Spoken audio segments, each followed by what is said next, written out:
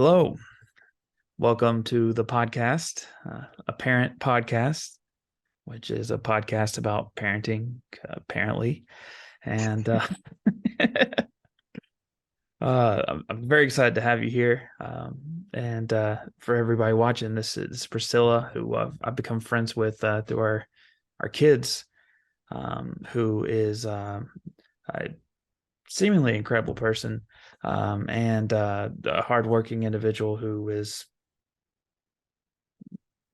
kids and my kids kind of bonded instantly. Um, and I brought her on here to give a little bit of her experience raising up. You have uh, two kids, Yep, two girls, 2 and 3 years old. 2 and 3 years old. Whoa! And how did that come about? Well, the 3-year-old was definitely planned. The second one was oopsie, but we welcome her and Yeah. loving on her, so Wow. That's got she's to here now. surprises are always fun. Yeah, for sure. They're like, I want to say about 16 months apart Wow. and All like right. very similar and different at the same time. Yeah. What made you decide to want to have kids? That's a good question. I thought I was ready at the young, tender age of 25. Yeah. I'm now 27, turning 28 in April. But in my head, I was always told you want to have kids young, you want to get them out the way. Um, and that's what I did. I was like, okay, by the age of 25, honestly thought I'll be married first.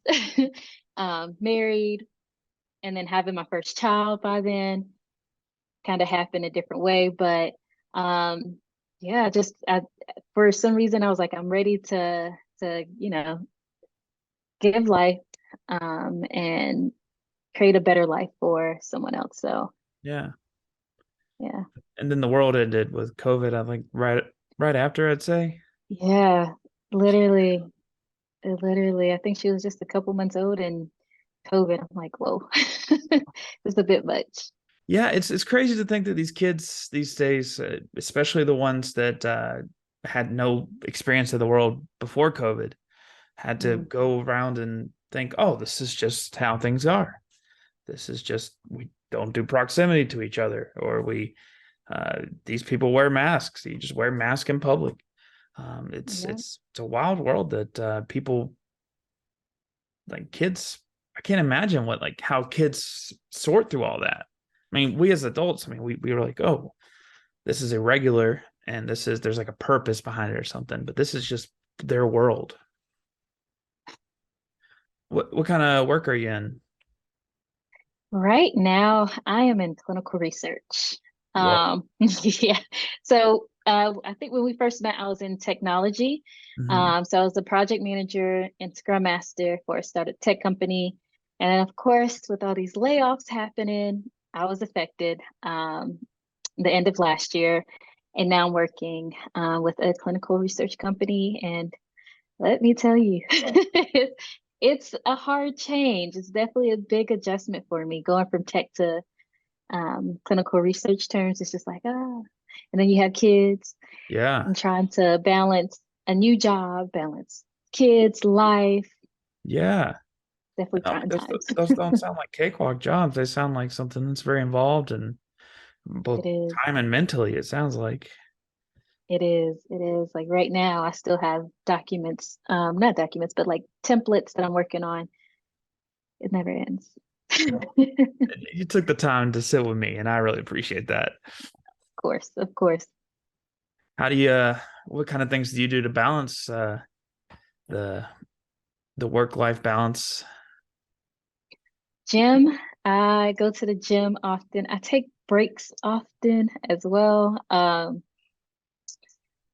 I have to because I can't just sit at the computer all day.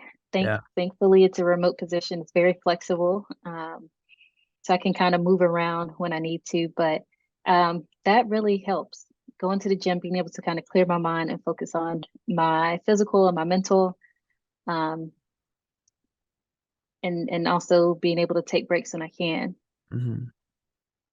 Now, I mean, working from home is I'm sure extra fun whenever you have your girls are there too. And how do you how do you balance that?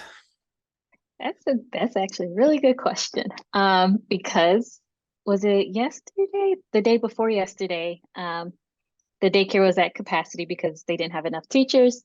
So I ended up having to stay home, work from home with my kids, and that was difficult. Like I said, it's a new job, and I was assigned my first task. So I had my kids just in my face and doing everything that they wanted to do. And then I had this task that I was trying to work on. And it was definitely hard to balance both. Um, so more power to the people who does it. I don't know how you do it. Yeah. It's not me. Um, but it was definitely difficult. I don't think it's something that I can do personally. Work from home with my kids. The toddler stage, it's hard. Yeah. It's definitely hard.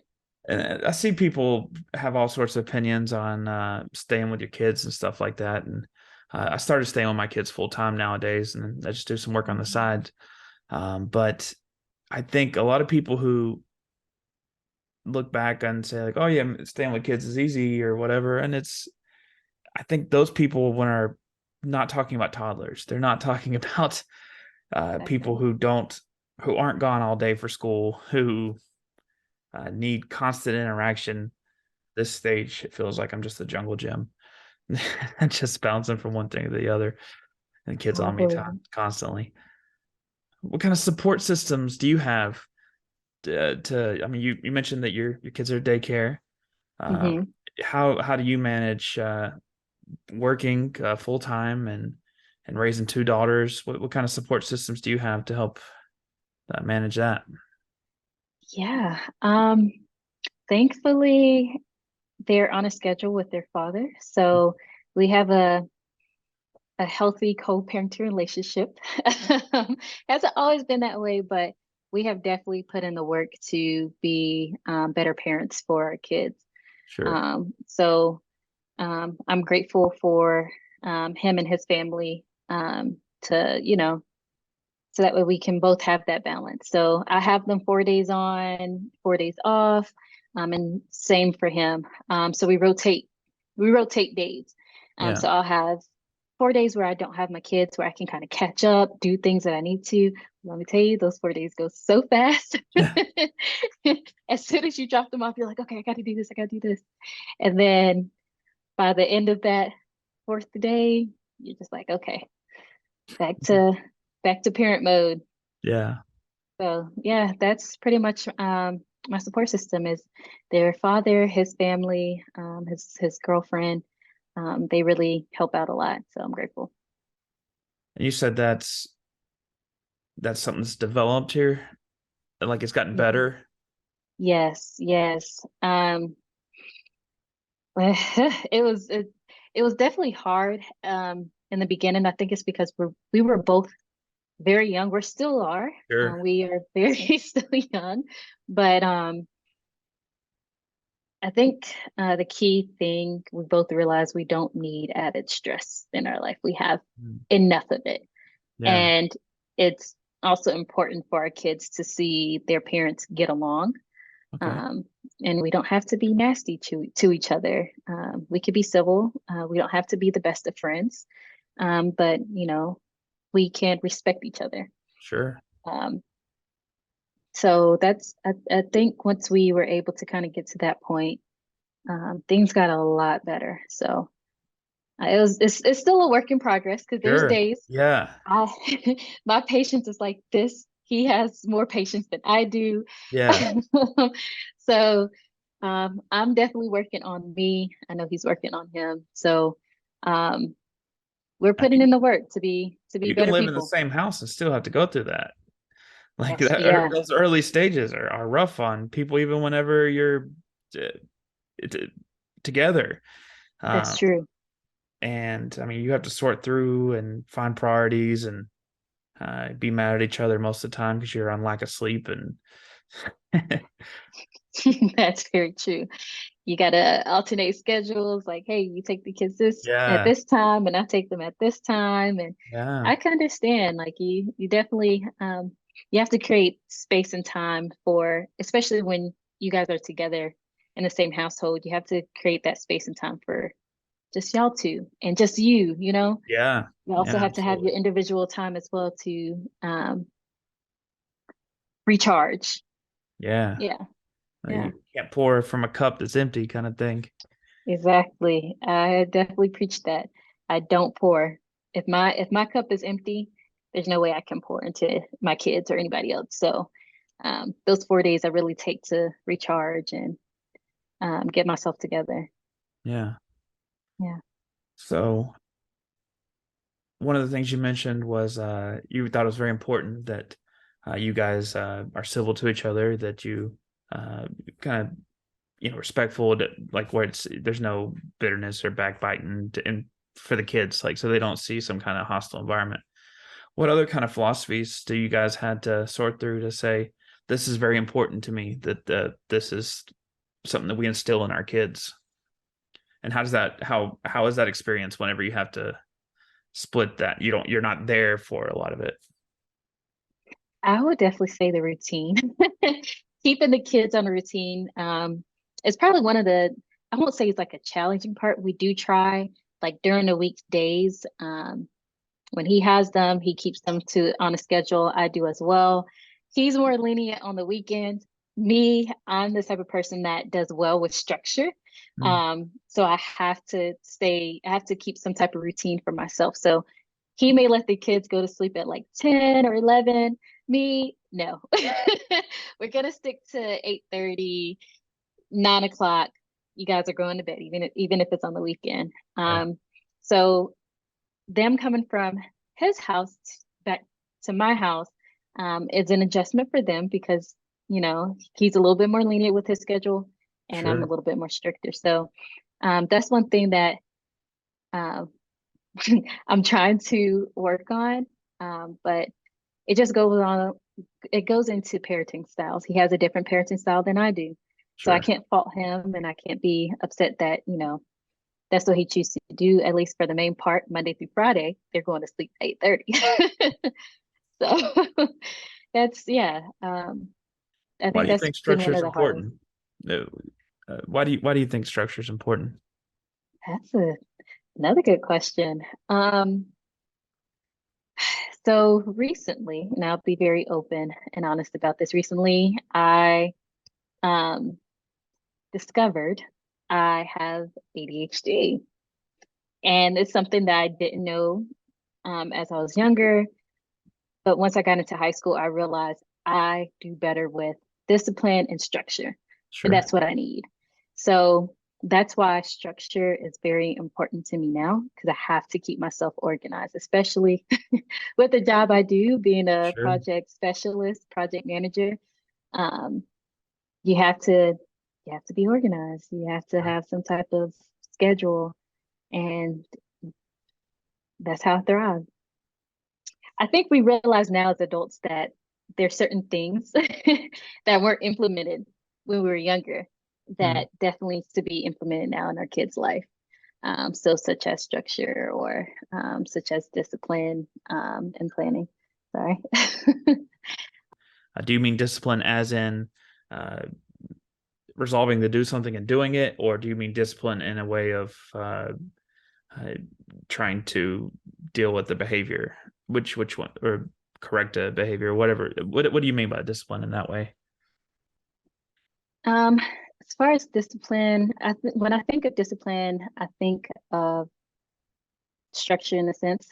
Discipline is keeping me on task, keeping me doing the same thing, keeping me, Sure. um, So we're still in the keeping me structural accountable. category, not necessarily. Yeah. We're not talking about um, uh, Like if misbehaving, I get in whatever they trouble. say. Yeah, No, yeah. no, no, Okay. no, Well, no. I do want to talk about that. Just a fair warning. Yeah, yeah, Um, yeah. I'm open to it. but if you don't, one more time back around, Of tell course. me what it was like growing up for you. What you said that there was the structure that you're talking about. What were your parents like? Yeah. So I was raised by a single mom. Mm. There's three of us. So, and she is an immigrant. So, both of my parents were born and raised in Ghana and came here to the States, of course, to better themselves. So, um, they had the mentality of they had to make it, Yeah, because they also had people they had to support back home. yeah, So not only are they taking care of them, they're also taking care of us, and they're also taking care of more people, their family that's back home. So oh, my mom, being raised by a single mom and having to do all of that, I think it was very hard for her to balance, being a parent, because she worked at times, the most she'll work three jobs. So holidays, she worked every holiday, still does. Yeah, yeah, she still does. Every holiday we'll be with our babysitter, hanging out with her and her family, yeah, or we'll be with other family. But my mom wasn't really able to focus on certain needs that we needed as kids. Um, so I felt like I kind of lacked that attention from her. mm, And it's definitely something I'm trying to work on now. I don't want to be a workaholic. I work a lot. I really get into my work. sure, But like I said, I take my breaks when I need to because I know how work can consume somebody. My mom let work consume her to where she wasn't always there, um, for us like we needed her to be. But she was providing. sure. Don't get me wrong. She's a very strong lady. She held it Mhm. down. Yeah, So I you can only definitely do give so much her. with so little time. Exactly, exactly. So I have to give her her flowers because she did what she knew best. Yeah, Being a, being that she had a whole bunch of stuff, kind of against her. So yeah. um, that's kind of like that's what it was when I was growing up, is having a mom that worked always. My dad was there for the, I guess, the younger stage of my life. So maybe up until first grade, first or second grade. And then some things happened. And then he came back into my life towards the end of middle school. Mm, So, but even when I was younger, I was always a daddy's girl. So when he mhm. came back into my life, I was open arms, like, yay, Yeah, I get my dad back. And I was pretty much spoiled by him. So, um, but I didn't live with him. So, like I said, I stayed with my mom. yeah. I did get to visit him from time to time. And was Yeah, he yeah. local or was he just he was further away? He was further away. He lived in Wilmington, Mm. and we lived in Gastonia. So I Oh think yeah, that's like a good 2, 3 hour drive, two and a yeah. half, 3 hour drive. So you had two other siblings. Are you older or younger? Middle child, little Middle rebel. child. So with your mom at work a lot, um, how did you said you had a babysitter a lot? hmm Did you guys spend a lot of time by yourselves when you got older, or did you have somebody around at time for most of your adolescence? Is that the word? Yeah. Yeah. So my sister watched us for the most part. She's the oldest. Hmm. So I think we're all about 5 years apart, I want to say. Ah, yeah. Yeah, so I think we're all about 5 or 6 years apart. And so she watched us, when she got older. So when we couldn't go to daycare, we'll be hanging out with her sister and Yeah. she'll be playing the mom role. So I know that was probably tough on her. Um, but I was either with my sister or at daycare. Hmm. Um, when I got older in middle school, of course, I was able to kind of stay home more by myself. And then Hmm. in high school, um, and I made that smile for a reason. In high school, I lived with my mom up until I want to say the end of 10th grade. Yeah. I left at the age of 16 and a half. Yeah. I left my mom's home. I wasn't a runaway child. I Yeah. wasn't a problem child. I'll say that. But like I said, I knew that I needed the discipline and the structure, and I also knew that's something that she wasn't able to give to me. Yeah. Um, and I went to a place where I knew I would get that. Mm, So I actually ended up staying with friends for a couple, I think maybe like a year. I kind of went to two different friends' house back to back. mhm. And then finally, the uh, second year, so about my 11th, towards the end of my 11th grade year, I ended up staying with my babysitter. I lived with her. She's an awesome lady. Yeah. So she welcomed me in with open arms and told me I can live with her and finish high school with her. And yeah, I graduated and was able to get into college. I got the discipline and the structure I needed Yeah. because she didn't play that. I had curfew, um, had to be off the phone by a certain time. I couldn't Those do certain phones. things. Yeah, I couldn't do certain things, hang out with certain people. Um, so I needed that as much as I was a little angry, but Sure. as I got older, I realized I needed that. Yeah. It's just perspective's real hard when you're young. It is, it is, it is, and especially to realize at a young age that's something that I needed, but not exactly sure as to Yeah. why. And Um, sometimes adults don't even know what it is we yeah. people need. It's that's been the fun thing about becoming an adult is it's like I know a lot of things now, but uh to understand like you know my parents were around my age whenever I was born, and it's like wow, this is what they knew at this stage when I was born. Uh, Mm. uh, makes me wonder how I made it through some parts of my life. I don't know.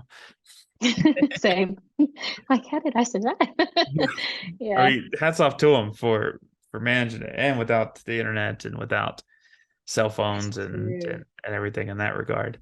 So, That's true. They didn't have any guidance. Or I won't say they didn't have guidance. Of course, oh, they they had their had, parents, but they got they books, didn't. they got Yeah. cable TV. Yeah. They didn't have as much influence, I would Yeah, say, as we do now. We have a lot. yeah. It took a lot longer to ask a question about something. They had to like go to a library or call somebody or find someone who's older who knows something. Yeah. There's a weird world of not instant gratification. I don't know if I would have survived. Yeah, the same. Especially when you can't just go on the internet and Google, or can't Exactly. do certain things because it's not in reach. Yeah. So they did the best they can. They did the best that they could. So So you had your mom acting in a parental role for you, obviously, mhm, um, but mainly after work and um, doing what she could best. Your sister acting in a parental role at times whenever your mom wasn't available and a babysitter wasn't available. A very mhm, specific babysitter who was seemed to be consistently there throughout your life. yes. Now, did they all three of these people have similar parenting styles? You said no. You said no. You said that the babysitter was much more. Uh, here's the rules of my household kind of thing, or Mhm. or maybe look here's these boundaries I don't want you to cross if you're going to be here. But you're saying your mom had very little structure. Did you grow up with was she very strict or lenient or just not available? What how would you describe it? It's kind of difficult to describe my mom's parenting style because she was a little different with all three Yeah. of us. Yeah. So I feel like with my sister, she was probably a little bit more strict in a sense. And of course, I think that just happens, of course, when you have more kids, you're just like, oh, okay. Well, Yeah. here's a second child. I've already went through this one time, then. But as far as for me, her parenting style, I won't say it's very hard to say, to be completely honest. Because it's like she was there, but she wasn't. Yeah. She was there, but she wasn't. Hmm. So even when she was home, it was still kind of hard to communicate with her and have her in the present moment Hmm. because her mind is always going. She was always doing something, cooking, sewing, Yeah. um, church. So she was always busy doing something. And I just think that was her way of coping with whatever she was dealing with. Um, Sure. so I don't think she could, yeah. So I don't think, like I said, she did the best that she knew how to do. Sure. So I can't explain her parenting style exactly. I just know I didn't get the structure that I needed. She was a little bit uh, more lenient. I kind of like if I wanted to do what I wanted, if I it was more like don't do this, but I'm also not there to tell Yeah. you to stop you. Yeah. I'll say that. Though I did not do anything crazy as a child, I was pretty good, I would say. But yeah, that explains her parenting style. I'm sorry if that confused you guys, but I mean, yeah, that's, like I said, I mean, a lot of these questions I found as I'm trying to ask them and I'm trying to think about them myself. I'm like, oh yeah, I guess I've never really thought about these kind of questions. yeah, Uh, Most of the time we just kind of say, oh, I had good parents, I had mean parents or whatever. But it's wild to kind of think about what, because you have your perspective, your experiences, mm-hmm, your memories of what mm-hmm, you did, and then to try to be on the outside of those memories and feel like what were my parents thinking in those moments. it's It's hard. a wild world. Yeah. Let's see here. Do you think your sister took on a similar mentality when she was given the responsibility, or different? She I think it was a little bit more different. I would say that my sister was a little bit more stricter than my mom, and I think it's only because she had the responsibility of having to watch two kids. Yeah. So it's like I can't let nothing happen. So she was a little bit more stricter than my mom was, of course. But when she assumed that responsibility, she definitely played her role. I'll say Yeah. that. Wow. I mean, that's you hear that a lot about older children. They kind of get Yeah. passed the torch as they hit a certain age. Um, does your older sister have kids now? Yes. Yes, she did. She has one little boy, my nephew, Ari. Mhm. So cute. He's so cute. But yeah, she does have a child now. Do you get nostalgia? Do you say, "Oh yeah, I remember that," whenever you see her interact with her kids, or do you think she is taking on new perspectives as an adult? Um, I think she has taken on new perspective. Um, because like I said, my mom parenting or I guess the way that my mom handled us wasn't the most ideal. So we definitely want to be more present with our kids Mm, and more involved. So I think we've definitely changed, and she probably changed as well with that. mm. And then the babysitter um, was seemingly more present. Yeah. What besides the boundaries? What about her seemed more present to you? Well, she was always there. She ran an in-home daycare, so she was always involved. Um, she she was very hands-on.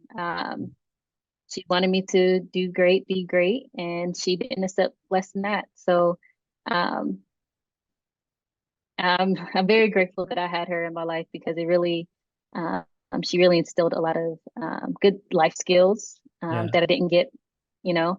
Um, and parenting, her parenting style was different. Like I said, she was more involved with her children. Mm.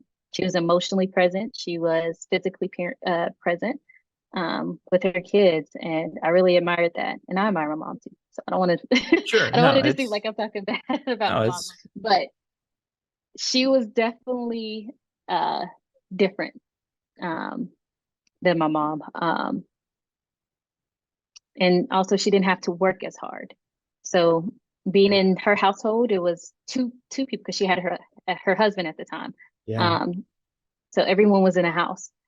So I got to see two people in a household and see how they balance things. So yeah, she definitely had a different parenting style, and it definitely benefited me. Both my mom and her. Oh, absolutely. Yeah. And I think that's really a sign of maturity in people who can look and find the good parts of the situations they've been through, and also understanding the negatives. It's not Yeah, dismissing the negatives, but yeah, understanding it. especially to get intentions. All right. So, what about these three people who seem to have had big impacts on your childhood growing up? What have they done that you now are trying to take to your parenting to that you're offering your daughters? Yeah. So one thing I do for sure is I communicate with my kids. So I I talk to them sometimes. I talk to them like, adults or not adults, but I communicate with my kids. I ask them, how's your day? How are you feeling? Um, who did you play with? I ask them questions. I'll even give them options. Hey, do you want to wear this? Do you want to wear that? Do you want to eat this? What do you have on your mind?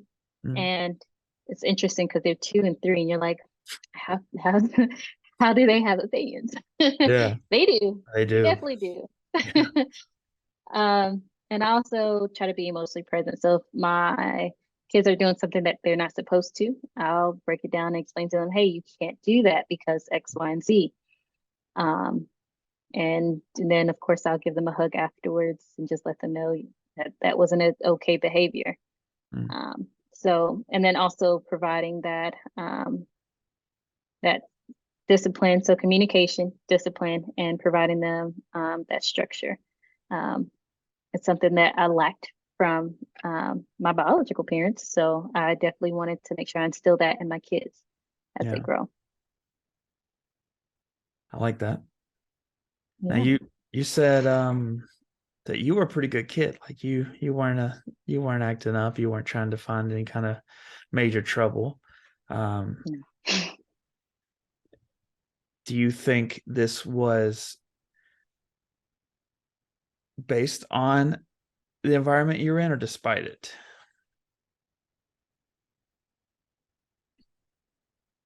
I think it was based on the environment I was in. My, I guess seeing how I was growing up or being raised, um, I knew I wanted differently. Even Yeah. as a teenager, I knew that I knew that this is not the lifestyle that I was in is not something that I wanted to continue or that I wanted to bring with me as I grow. Mm, So I really kind of based my behavior around that. So that's actually a really good question, a hard question. Yeah, I just based my behavior around that. I knew I wanted to go to college. I wanted to get out the house. So there are certain things that I needed yeah. um, to do that, and I couldn't act up. I mean, I didn't have the best of grades, and I'm not going to say I was the perfect child. No, I definitely had my fair share of talking back, uh, bad grades. But I was also always determined. Um, so I knew I wanted to get out the house. So I had to do what I needed to do. I was in survival mode. That's the best way to put it. As a child, I stayed in survival mode.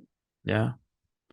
So I mean, I'm it sounds like you're trying to set up an environment for your kids to not be in survival mode. So uh how do you think that's going to be different for them?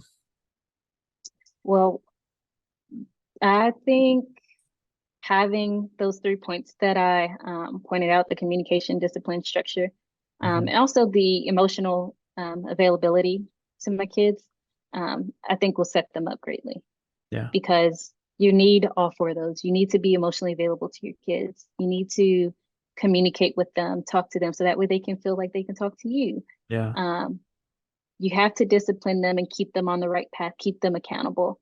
And you have to provide that structure, that schedule. Um, and I think with that, that's going to help them, hopefully, help them be better people, Yeah. better than me, because that's the goal. You Yeah. want your kids to be better than you are. So, Absolutely. Absolutely. Now do you does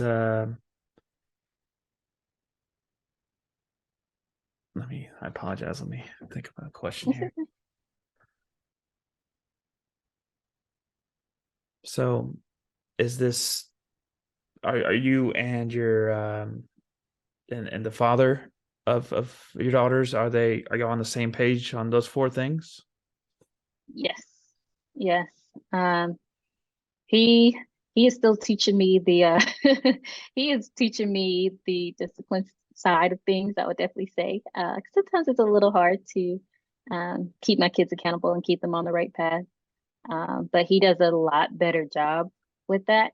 Um, so he kind of gives me like pointers like, hey, try this if they're not doing this.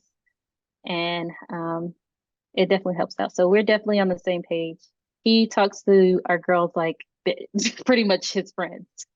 So it's kind of funny. I'm just like, okay, cringing, but that's y'all's communication style. Um, and he's definitely emotionally available. So I'm very, although we didn't work out, I'm very grateful that that we both grew up and have our own parenting styles that work for Yeah. each other. So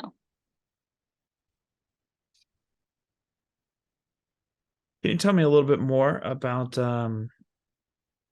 you guys' discipline philosophies? But we kind of touched on it here and there, and I think it's an interesting topic to talk about with people. yeah. And you said that his is a little different, or he seems to have more of an app for it at this stage. Um, uh, can you tell me? Can you think of a way to kind of sum up? Yeah, I can. So for me, because um, I don't have any help in my house. All Yeah, right, so it's just me. I'm working, and then my kids get home from daycare. I'm tired, so they may do something they're not supposed to do, and I'll tell them, "Hey, no, don't do that." And then after I said it a couple times, I'm just like, "Okay, you know what? Whatever, have at it. I don't even care anymore." But I shouldn't be that way. I should kind of um, hold them to it and make sure that they're not continuing that behavior. yeah, He is good at that. He is good at, um, being able to keep them on the straight path better than I can. So what he says is what he means, and that's how it's going to be. Um, for me, what I say is what I mean, but if I'm tired, or distracted, where exactly. you did mention the ADHD stuff. Yeah, or distracted. I may just let it go, and I maybe I shouldn't. It just Mhm. depends on how, what the behavior is. Yeah. Yeah. Do you would you say that are you saying that he is better at setting an expectation and making sure that they uh follow through with it, or he follows through with it, or he is better at reacting to them going off of the expectation or not doing the expectation. Does that make sense? It does. I think he has a good balance of both. Um, because he'll set the expectation and he'll make sure it's thought through. And of course, if it's not, then he'll kind of correct that action. So he'll talk to them and say, "Hey, no, that's not what I said to do. We're doing it this way." Or I'm not exactly sure because I'm not there, but um, I do know just from what he tried to teach me that Mhm. he is a little bit more strict in that area. Yeah. How do you have any opinions on things like punishments or on things like spanking or timeouts? These are things that a lot of people have different views on, and I'm liking to ask everybody to kind of understand best. Yeah, I'm glad. Throw me the hard questions. Um, as far as spanking, um, timeout, I, it's really I, the first thing first is to find another avenue before resorting to all of that, Mm, right? Um, so of course, if they're not listening, you do what's best for your child. I would say it is that. So if your child doesn't do well with timeout and you have to resort to something else, and that's the way they understand it, which is probably not the healthiest way. So that's why I say we try to find different avenues. sure, Do what's best for your kids. So if that means putting them in timeout, if that means giving them a little pop, saying, "Hey, no, this is not it," um, or distracting them, which I think is probably one of the best forms, is trying to distract them from that bad behavior and try to move them into something different. Um, do that. Do what works best for you. Um, I don't really have any judgment on any of those forms of punishment other than don't beat your child. yeah, So yeah. I'm a I think no there's matter where no you land on it, like yeah, there's that's definitely lines that for everybody can sure. agree to. For sure. There's popping and then there's abusing. And popping, I think it's just like a little smack or two on the butt, Sure, or on the hand, on the arm, saying, "Hey, that's not good." But if you're actively doing it and it's not going to make the behavior better. sure. Yeah. Let me ask you, like, let's say I was somebody off the street who disagreed or whatever, and I'd say, uh, or what would you say if somebody asked, doesn't that just teach the kid to associate? You don't get you're doing somebody's doing something you don't like, you hit them. That's If, something I've heard if people say. so, say that one more time. Yeah, I've heard people say that spanking or popping just kind of teaches the kid that you if you don't like what somebody's doing, you hit them. Um, Mm, what are your thoughts okay. on that? I think it depends on you and the child. Um, are you communicating with the kid?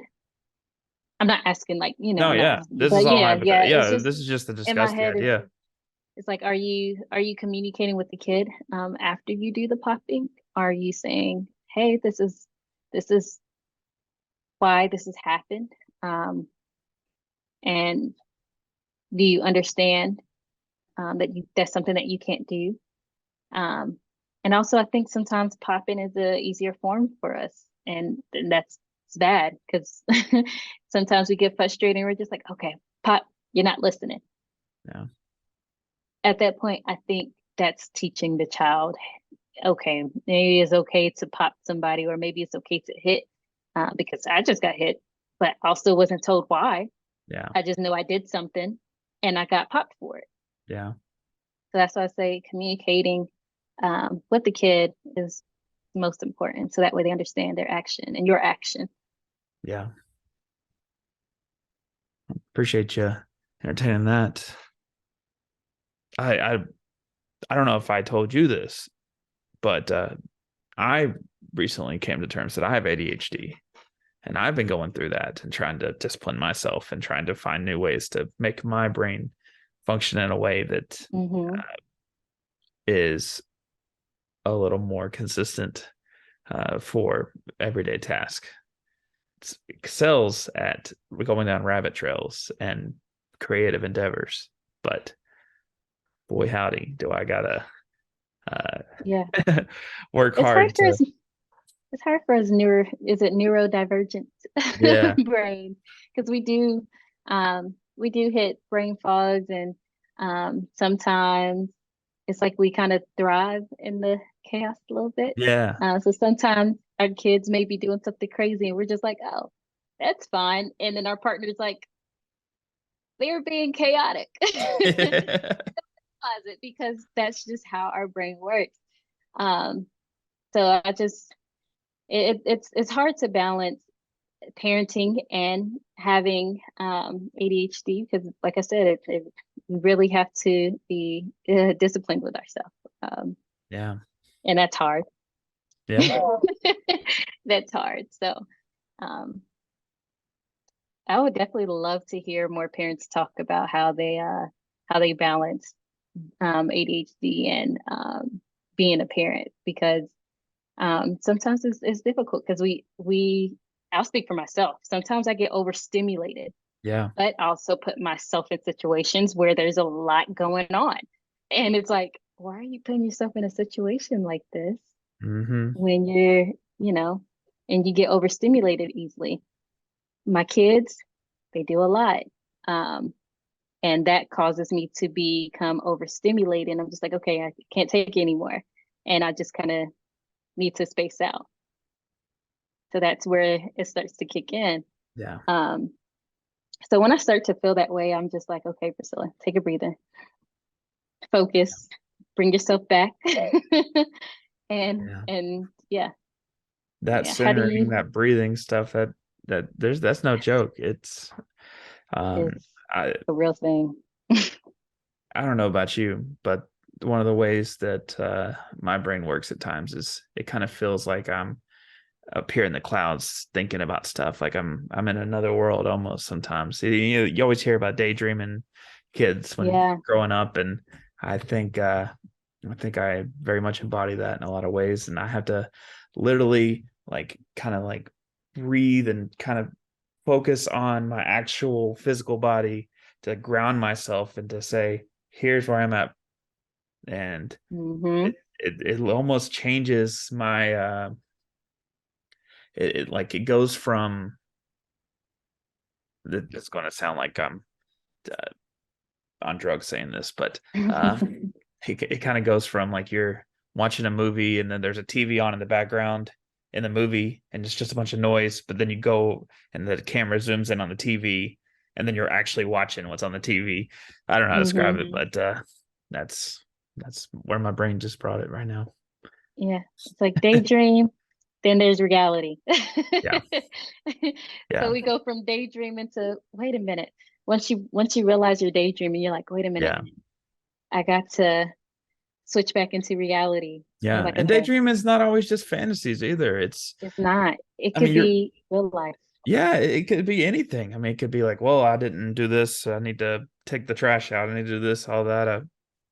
Uh, or some random novel concept of, uh, you know, it'd be pretty neat to own a camper one day, and it's, uh, Yeah.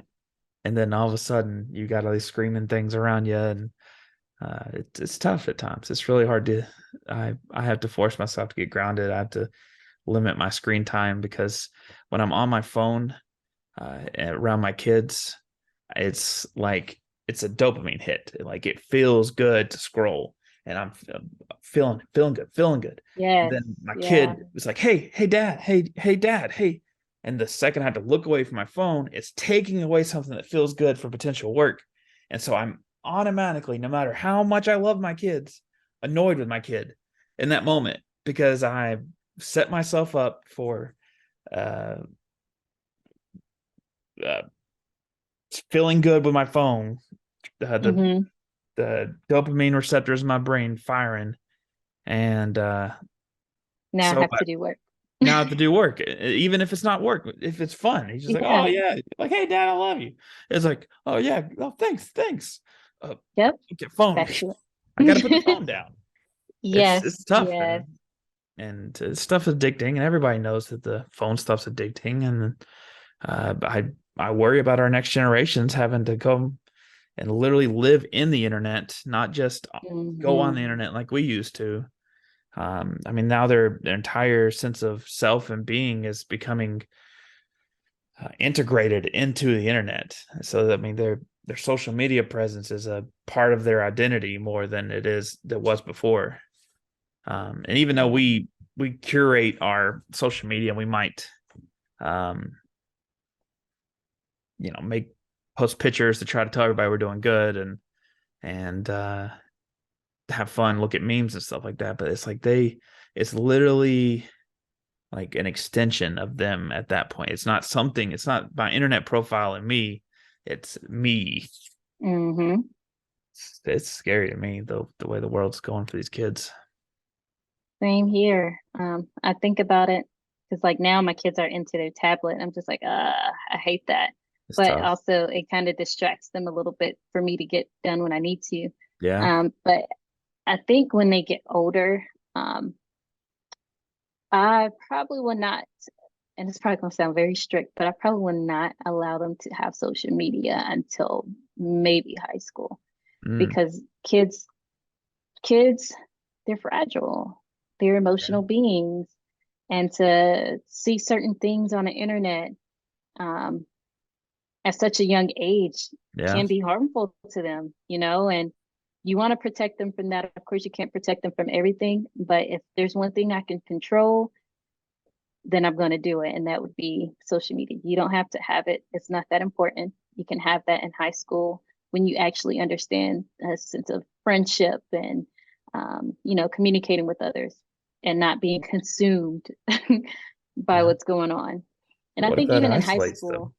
I mean, middle school. I mean, they're starting to get social media stuff in early. yeah, I mean, maybe elementary school even. I mean, you got yeah, Roblox and all that. yeah, It's a little bit before our kids' time at this stage, but uh, that's uh, coming soon. it's coming soon. I've got my eyes on a lot of this kids gaming stuff, and uh, I'm losing a little bit of sleep over it. It's Yeah, yeah. I don't think anything that my kids can chat on. Um, yeah, no, it's dangerous. not that young. Roblox.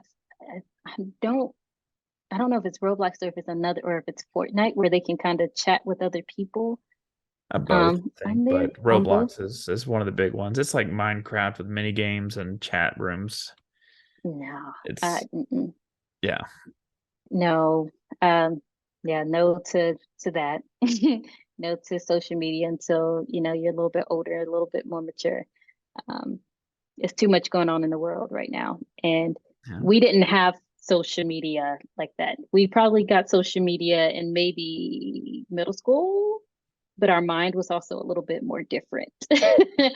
Right now, where the world is heading, it's scary with our kids. It's Yeah. very scary, and I think it's just as we get different generations, we become more lenient. And back in the day, they didn't play that, so that's how I kind of plan to instill that in my kids. Tell me a little bit more about that. More about What do you mean by the that? What do you mean that as the generations go on, we get a little more lenient? yeah, this I feel like the younger generation.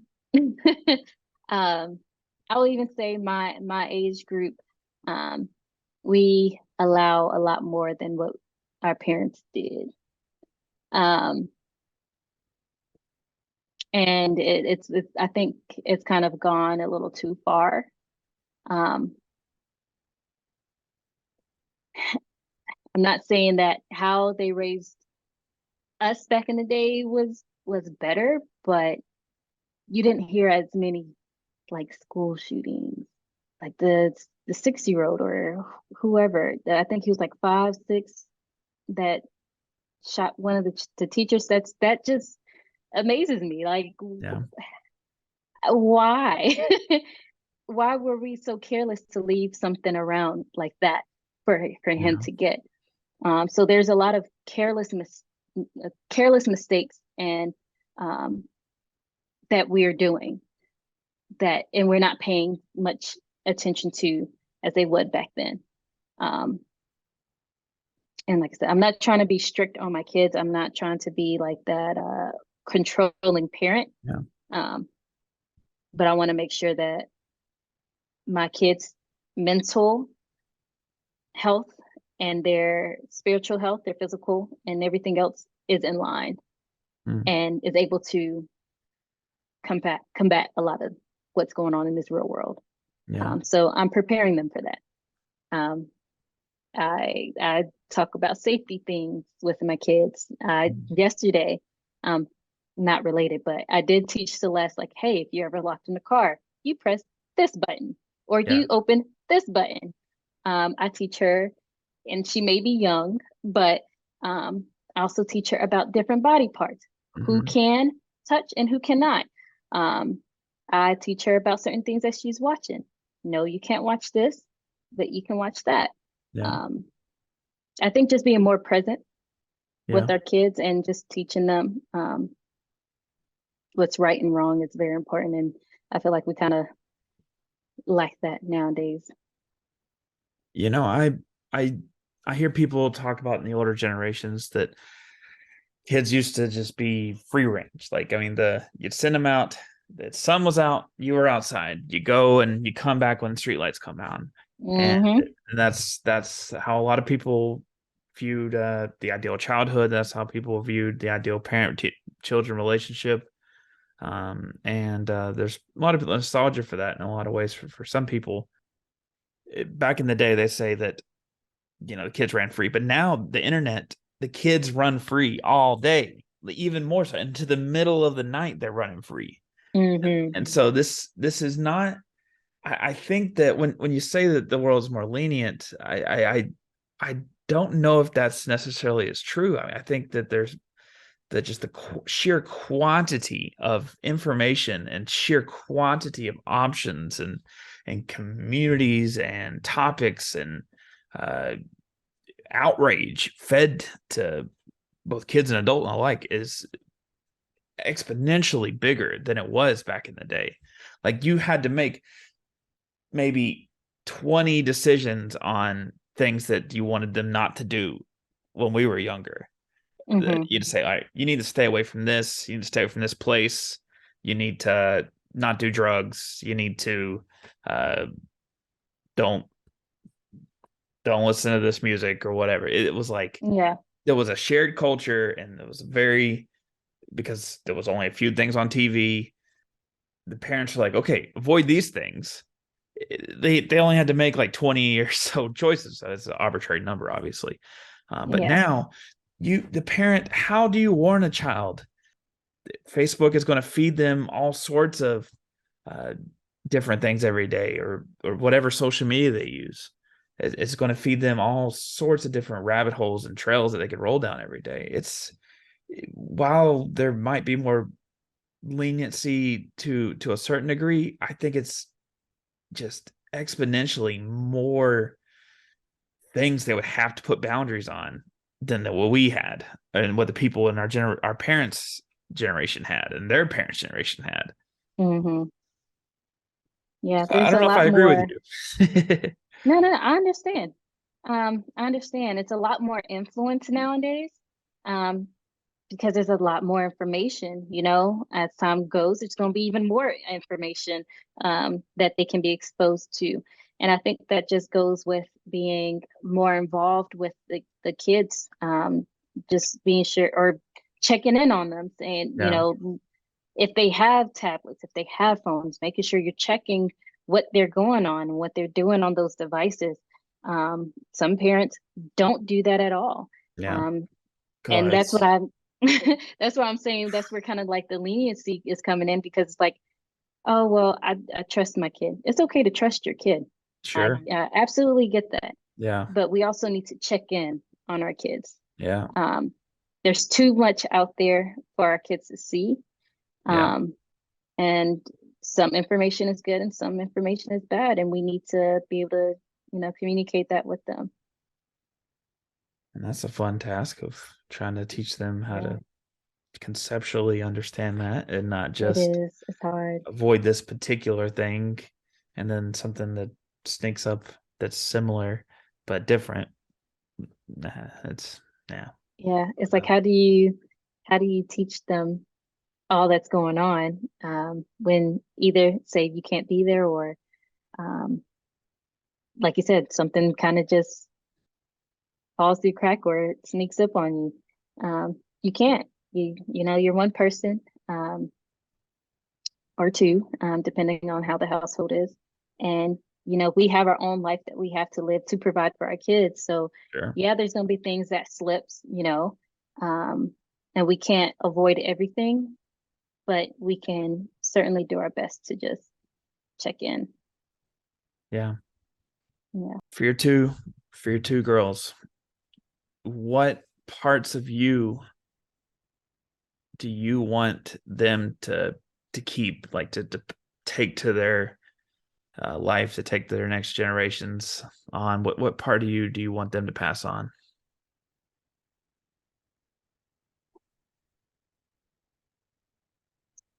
The I definitely want them to pass on the 4 points. Um, that's something that's, of course, not tangible, but it's something that they can carry on, with their kids. Um, but as far as, I would definitely want them to, um, be good with money, financials. Yeah. So I'm going to teach them that. I'm going to try to do that. That's something I'm still working on myself, but as I learn, I can teach. Yeah. So um, hopefully they'll take their financials seriously, and pass that on to their kids, and their kids pass it on to theirs, Yeah. um, because we definitely need that. We need, um, people who's more responsible, financially, um, because we you don't want to live in poverty. Um, you don't want to have to struggle. You don't want to live paycheck to paycheck. So instilling that in our kids, teaching them about credit, teaching them about investments, um, I think will set them up for the long haul and hopefully set, you know, their kids up. So, Why do you think having a good financial situation is important? What? yeah. Um, and I'll use me as an example. When I got laid off, I thankfully had a savings that I could live off of, for a little while till I found a new job. And just kind of being responsible and making sure I don't overspend and only spend on what's necessary, that I really need, um, helped me out. So if they can learn that a savings is the best thing for them, having a decent credit, is going to help them. um, I don't know. I feel like when you have that, financial knowledge, that, you're set. If that makes any sense, like if you Yeah. won't make irresponsible decisions because you have this knowledge. You know what will happen to money if you don't have, or you'll know what will happen to you if you don't have this fund. Yeah. Um, and it's not a fun place to be in. So I definitely want them to understand that, um, being financially stable, is key, um, because it can affect you mentally, and it can affect you. It can it can affect you overall. Yeah. That's, I mean, Absolutely. Yeah, Where do you see yourself 10 years now with your kids? 10 years from now with your kids? traveling. They'll be Traveling. older. Yeah. So they'll be traveling with me. I definitely want to be the type of mom that takes them to different places and let them experience stuff. So if they've missed a couple of days out of school because they're traveling, I'm gonna let them do it. I'm gonna let them do it because there's certain things that that school can't teach them that experience can. So that's definitely where I see myself in 10 years is exposing them to um, bigger things that they can even imagine that and show them that there's certain that things are possible. Yeah, Nothing is impossible. I like it. I like it. Yeah. So you're gonna be traveling with your kids, and Yeah. one day they'll grow old enough and be adults. And how do you imagine that relationship's gonna be? I hope we have a good, healthy, balanced relationship. I want them to be able to talk to me about anything that comes up with them. And I just hope that, they can trust me Yeah. and they can look up to me and be able to, like I said, just talk to me, not as their friend. Sometimes, but, you know, like I said, gotta keep that healthy balance. Well, I really appreciate you taking a tremendous amount of time here to Yeah, chat with me about your experience with your kids and you growing up, and really chat with me on all of this. And so, of um, course. well, maybe we'll do a follow up 10 years from now, see how much you're traveling. For sure, for sure. Well, hopefully, um, there'll be like a reunion with everyone who's been on your podcast. I think that would be really That fun. sounds kind of fun, honestly.